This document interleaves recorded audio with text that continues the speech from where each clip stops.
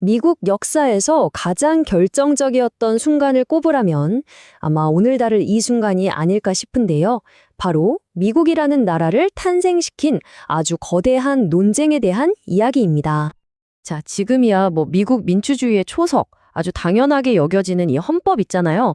근데 이게 사실은요, 엄청난 반대에 부딪혀서 거의 폐기될 뻔했다는 거 알고 계셨나요? 정말 놀랍죠. 바로 이 지점에서 오늘 이야기를 시작해볼까 합니다. 이 질문, 이게 바로 모든 논쟁의 핵심이었어요. 그리고 놀랍게도 200년이 훌쩍 넘은 지금까지도 미국 사회를 관통하는 가장 근본적인 질문이기도 하죠. 한쪽에는 강력한 힘은 절대 믿을 수 없다는 깊은 불신이 있었고요. 다른 한쪽에는 이러다 나라가 쪼개지겠다, 어떻게든 하나로 뭉쳐야 한다는 절박함이 있었습니다.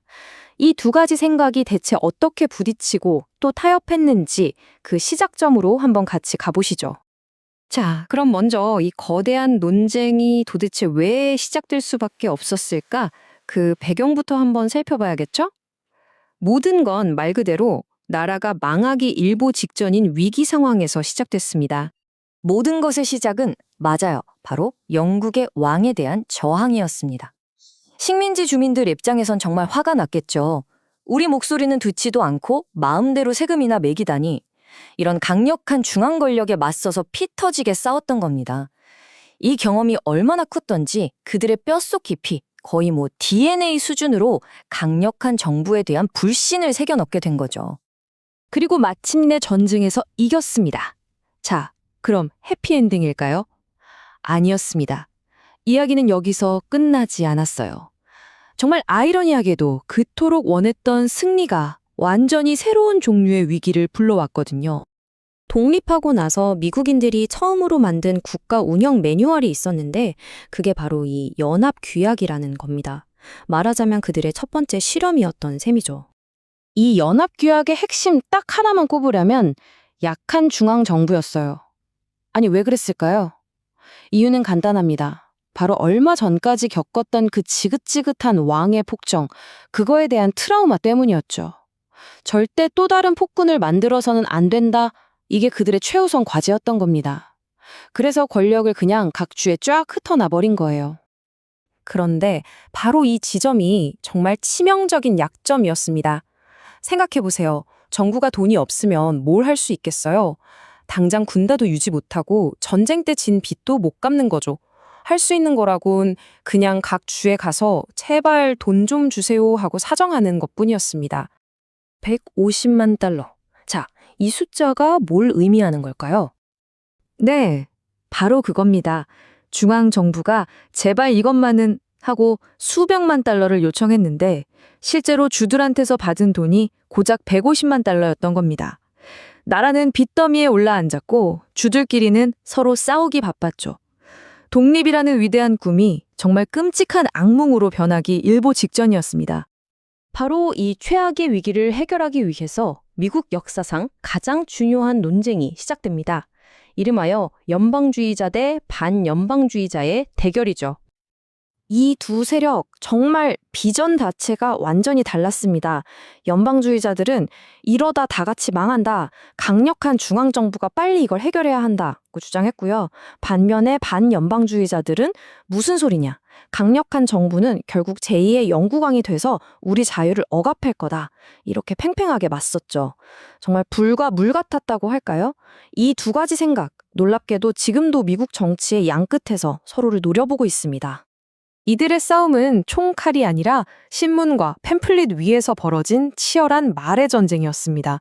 양쪽 다 익명으로 정말 수많은 글을 쏟아내면서 여론을 자기 편으로 만들려고 했었죠. 결국 이 모든 논쟁은 딱 하나의 질문으로 모아졌습니다. 이 권력의 균형추를 과연 어디에 둬야 하는가? 바로 이 질문에 대한 답이 미국 민주주의의 운명을 결정하게 된 겁니다. 이렇게 한치의 양보도 없던 치열한 갈등, 과연 어떻게 해결됐을까요? 바로 여기서 역사에 남을 위대한 타협이 탄생합니다.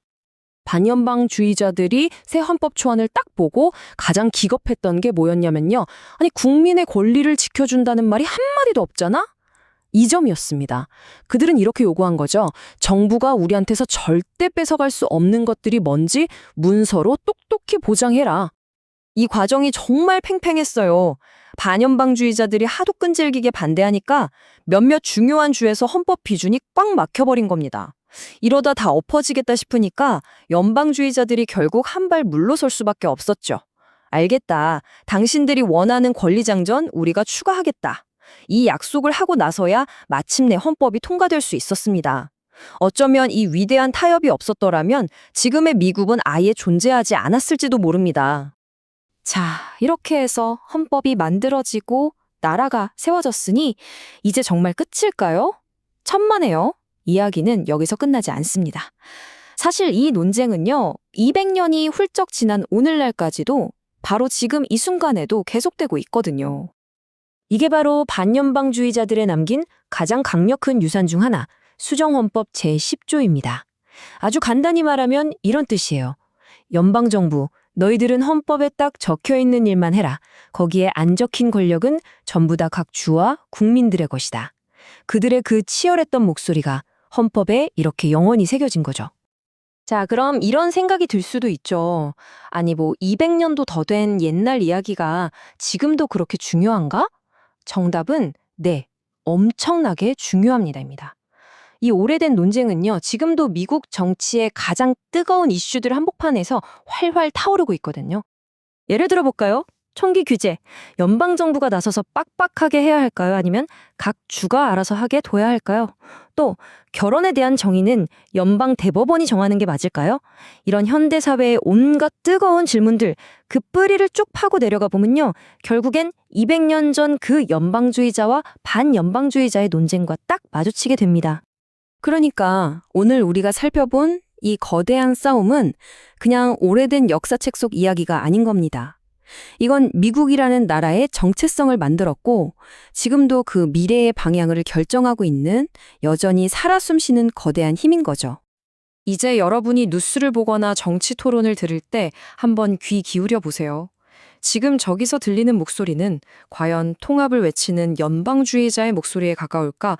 아니면 권력의 위험을 경고하는 반연방주의자의 목소리에 가까울까? 하고 말이죠. 200년 전 미국을 만들었던 이 위대한 논쟁의 메아리가 어디서 들려오는지 찾아보는 것. 어쩌면 그게 바로 지금의 미국 민주주의를 이해하는 가장 중요한 열쇠가 아닐까 싶습니다.